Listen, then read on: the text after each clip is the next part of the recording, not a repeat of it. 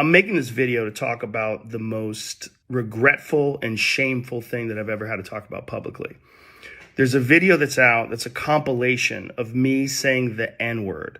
So Joe Rogan has been in a lot of hot water as of late after being accused of disseminating misinformation. Now, this narrative prompted artist India.Arie to remove her music from the Spotify platform that Joe Rogan is signed to and to expose the reason why, which is a video of Joe Rogan dropping non-stop N-bombs on his podcast. And to his credit, Joe Rogan promptly responded. Now, we'll get into the video in a second, but is this enough for Joe Rogan to not be canceled? Is Spotify in the wrong for supporting Joe Rogan? And is this really all just about him saying the N-word, or is something else going on here? We'll get into all of that, but first, this is the Church of Joe Stone podcast, and I am your host, Joe Stone.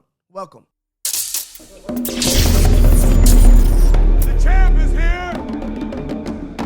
Ladies and gentlemen, the heavyweight champion of the world has arrived! Hello, friends. I'm making this video to talk about the most regretful and shameful thing that I've ever had to talk about publicly. There's a video that's out that's a compilation of me saying the N-word. It's a video that's made of clips taken out of context of me of 12 years of conversations on my podcast, and it's all smushed together, and it looks fucking horrible, even to me. Now, I know that to most people, there's no context where a white person is ever allowed to say that word, never mind publicly on a podcast. And I agree with that now. I haven't said it in years, but for a long time, when I would bring that word up, like if it would come up in conversation, instead of saying the N-word, I would just say the word. I thought as long as it was in context, people would understand what I was doing. Like that context was part of the... But the problem is when the internet gets a hold of your sins, they're not going to give you the benefit of the doubt, and they're damn sure not going to give you the context. And the funniest part about all of this is that India.Arie, when she made her video calling out Joe Rogan, admitted that the clips had no context. So we know how social media can be. Things can be doctored, people are taken out of context. It's happened to me many times. However, I want to be clear, in no uncertain terms, where I stand on this is that he shouldn't even be uttering the word. Don't even say it under any context. Don't say it. That's where I stand. It's my right to stand there. That's somewhat fair. She knows the clips are doctored and out of context, and even though it's been done to her, she's going to do it to Joe Rogan. But I do understand her standing by her main point, which is that he shouldn't be allowed to say the N-word at all, and it's offensive, and it damn sure shouldn't be on this platform. And I'm willing to agree with her. Joe Rogan, for a long time, and even still now, is an edgy comedian. Hell, he's an edgy podcaster, and I appreciate Joe Rogan just coming out and saying, hey, look, I'm sorry, and also giving us some of the context to these N-word clips that we just don't have and wasn't given. Like if it would come up in conversation, instead of saying the N-word, I would just say the word. I thought as long as it was in context, people would understand what I was doing. Like that context was part of the clip we were talking about Red Fox, how Red Fox said that word on television in the 1970s, and how times have changed so much since then. Or about how Richard Pryor used it as one of the titles of one of his albums.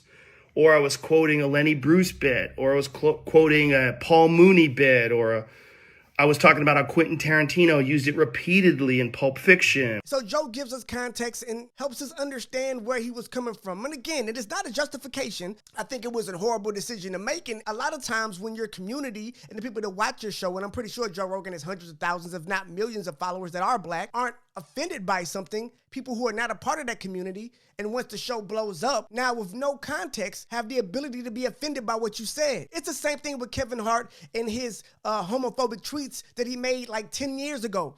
Every time Kevin Hart hits a new level, these tweets resurface, and he has to end up apologizing again until he finally said, look, I'm not apologizing anymore. I've done it enough. But it's not my word to use. I'm well aware of that now. I never used it to be racist because I'm not racist.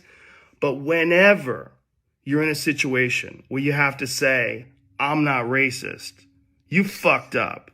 And I clearly have fucked up. Now, there was one part of the video that I, even as a person who used to watch Joe Rogan pretty regularly, had never seen or heard the context behind, when he was referring to a bad neighborhood as the Planet of the Apes. Now, even that got me a little in my feelings, and I wanted to hear what the context was, and he goes on to explain it. And there's another clip that I have to address. There's a clip from 11 years ago.